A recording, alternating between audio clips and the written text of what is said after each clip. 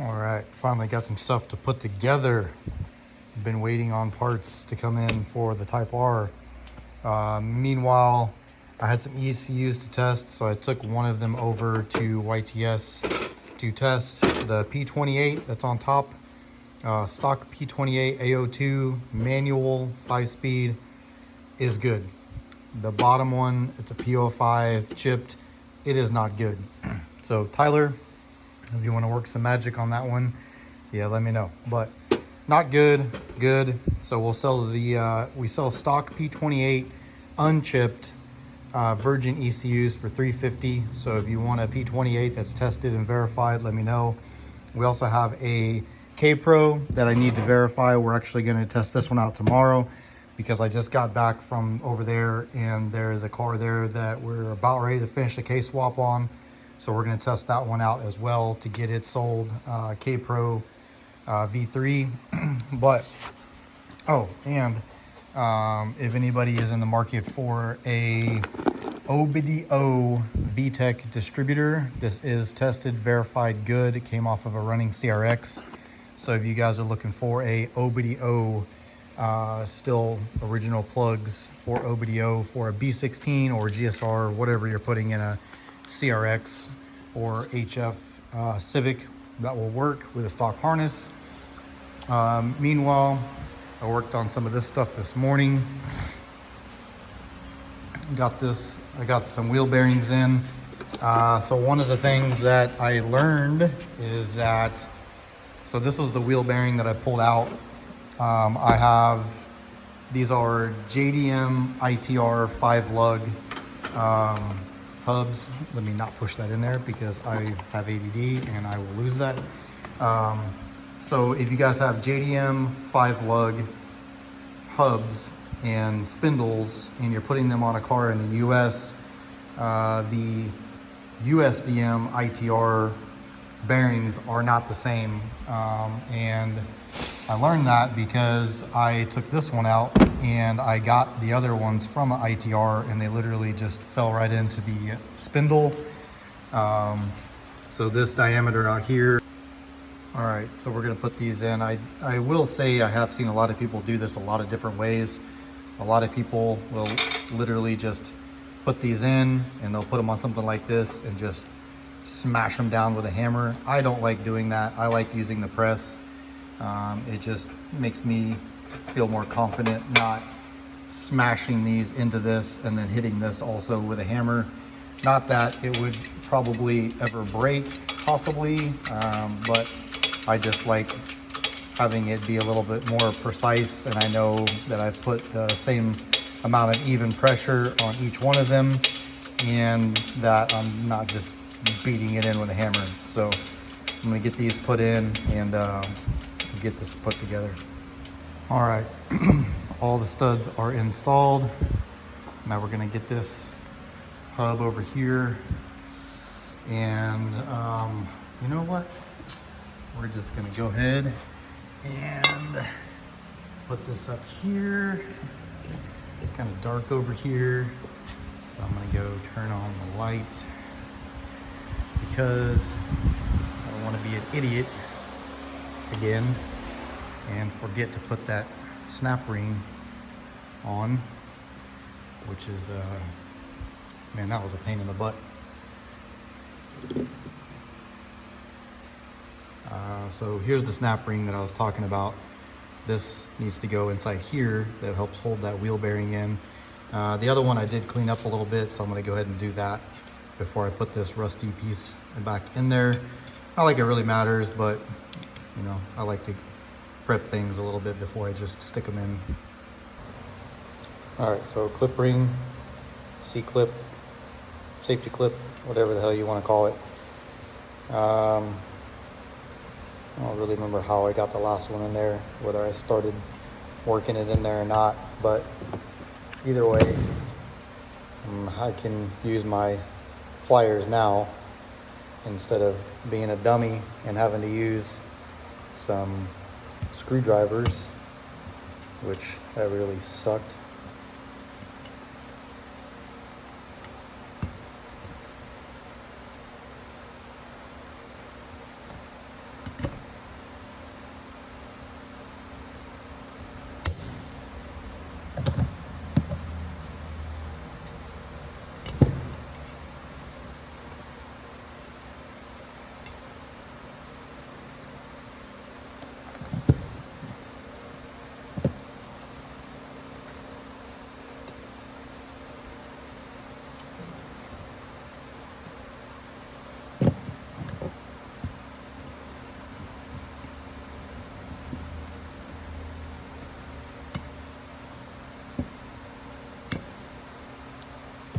All right, so ring is in, much easier without the hub on.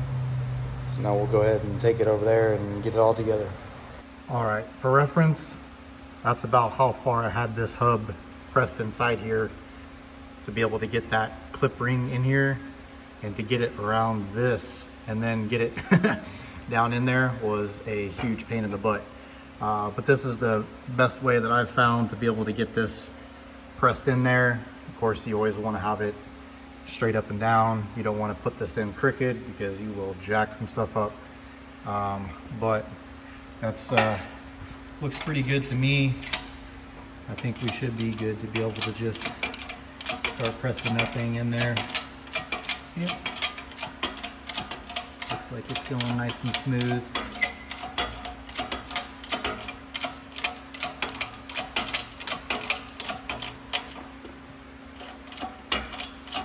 On the other one, I did hear some popping and all that, like it was getting bound up a little bit, but sometimes that's just how it is. This stuff is interference fit, so and you don't really, you don't put any lube or anything on there. There's a little bit of grease or oil that comes factory on some of them, like when they pack them, and pretty much I just use that on my glove and just kind of move it around on the parts. And that's really about all I put on there. I don't put any grease or none of that stuff on there. So, but this should press down all the way and seat nice and well, and then we'll be ready to. Yep. I think that's about it. So, yeah, everything spins nice and free. All right, so looks like it's in there. Whoa. Spins about the same freeness as the other one. Obviously, they are brand new bearings. It looks like everything is seated in there nice and properly. Everything sits flush. So what I was using was, I was actually using this piece is actually for a ball joint. I had that set inside here in the middle, which that piece does not interfere with that other piece that has a little ridge on there, but this helps keep the arm up off of this piece, because if not, it's not going to sit flush. So you kind of have to put something on here.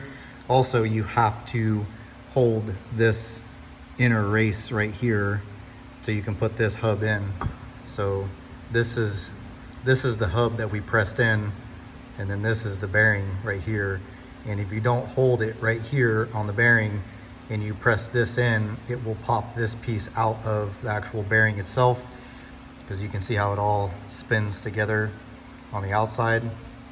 And yeah, you don't want to do that. So you definitely have to hold something on this diameter right here, and then you can press this piece into it and then get it set nice and flush, and then you'll be good to go. This is a real pain in the butt though, doing all these big bearings and all that, because it is very easy to damage something. It's very easy to get it started crooked, and once you get started crooked, man, it's not a joy to be able to get all that back out of there safely and undamaged, to be able to start it again.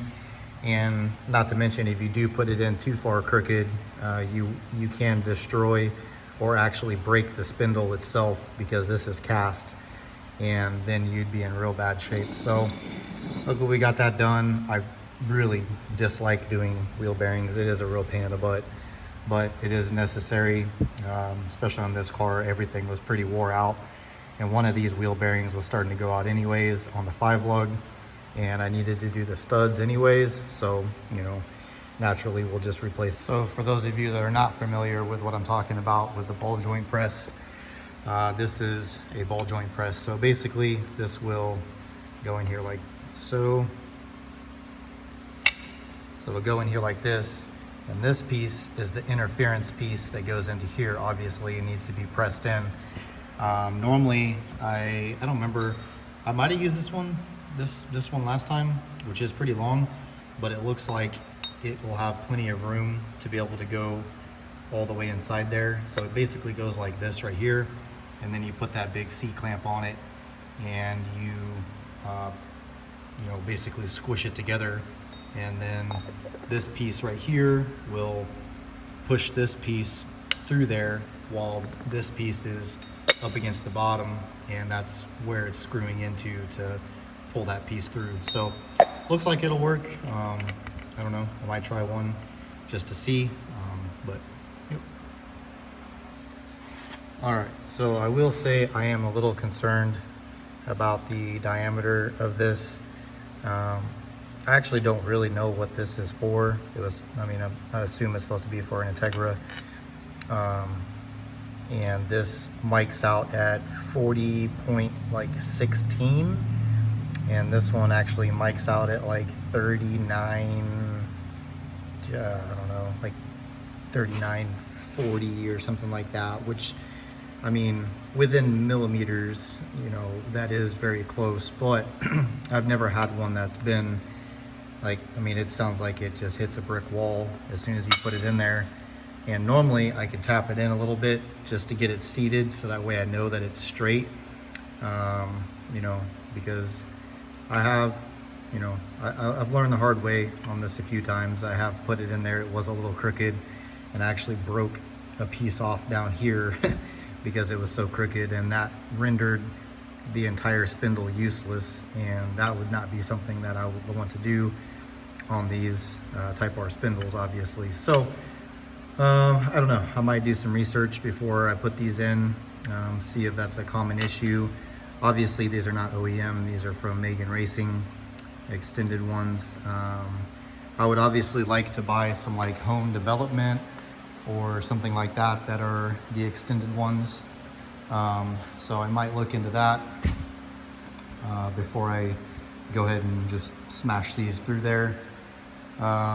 On any amount, I'm sure that within millimeters, I'm sure I could get them in there, but once you do that, ball joints are something that are meant to be replaceable, and if you damage the spindle with a set of non-precision items like this, and then you have to replace them again, there's not a whole lot of options out there for you to oversize ball joint diameters and still be on the safe side, because obviously there is a tolerance, here that needs to stay so the ball joint stays tight.